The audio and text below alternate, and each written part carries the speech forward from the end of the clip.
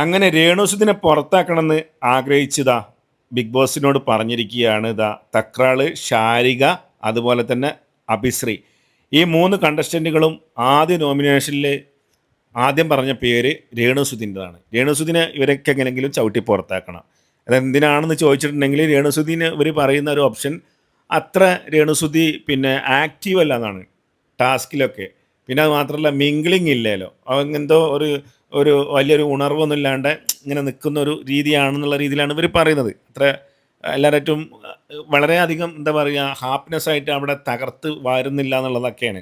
കയറിയിട്ടുള്ള മക്കളെ രേണുസുതിഞ്ഞ് ഏത് രീതിയിലേക്കാണ് കളി വരിക എന്നുള്ളതൊന്നും നമുക്ക് പറയാൻ പറ്റില്ല. ഇന്നല്ലല്ലോ നാളെ. നിങ്ങളിപ്പോൾ കാണുന്നല്ല, എനിക്ക് തോന്നുന്നത് നിങ്ങളിപ്പോൾ ഇത് വിളിച്ച് പറയുമ്പോൾ നിങ്ങളെ ശ്രദ്ധിക്കപ്പെടും. അതിന് വേണ്ടിയിട്ടുള്ളൊരു സൈക്കോളജിക്കൽ മൂവ്മെൻ്റ് ആണോ എന്നറിയില്ല. ശരിക്ക് ഒന്ന് ചാരിപ്പോയതാണോ എന്നൊരു സംശയമുണ്ട് എനിക്ക് രേണുസുദിനെ. രേണുസുദിനെ ചാരിയാലല്ലേ കാര്യമുള്ളൂ അല്ലേ?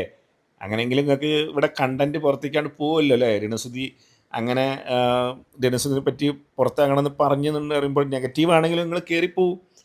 ഇനി ഇതൊരു സൈക്കോളജിക്കൽ മൂവ്മെൻ്റ് ആണെന്ന് എനിക്കറിയില്ല.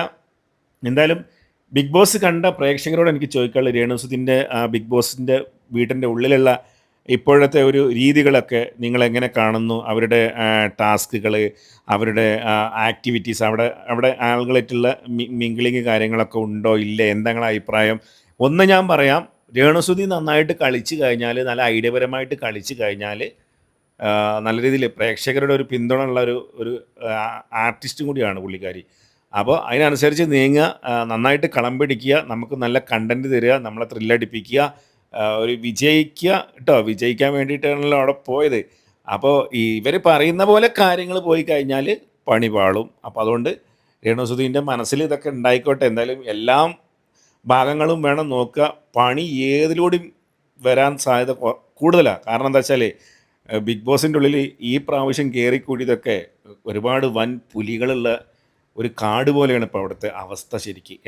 ഞാനിന്ന് തൊട്ട് ഫുള്ളായിട്ട് ലൈവിലിങ്ങനെ ഇരിക്കുമ്പോഴേ പല ഗെയിമിങ്ങിൻ്റെ ഇവരെ പ്ലാനിങ് ഒക്കെ കാണുമ്പോൾ തന്നെ നമുക്ക് അറിയാം ഇവർ വ്യക്തമായ പ്ലാനിങ്ങോട് കൂടിയാണ് പലരും ഇവിടെ കളിക്കുന്നുള്ളത്. അവർക്കിടയിൽ ഒരു എലിയാകാതെ ഒരു സിംഹം ആയി തന്നെ രേണുസുതി മുന്നോട്ട് വരണമെന്നാണ് ഞാൻ പറയുന്നത്.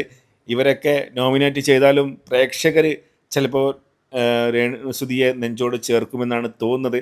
ആ പ്രേക്ഷകരെ പ്രതീക്ഷ രേണുസുതി ഒരിക്കലും നഷ്ടപ്പെടുത്തരുത് എന്ന് മാത്രമാണ് ഈ അവസരത്തിൽ പറയാനുള്ളത്. കൂടുതൽ ബിഗ് ബോസിൻ്റെ അപ്ഡേറ്റ്സുകളൊക്കെ ആയിട്ട് വരാം. പ്രത്യേകിച്ച് രേണുസുതിൻ്റെ അപ്ഡേറ്റുകളൊക്കെ ആയിട്ട് വരാം.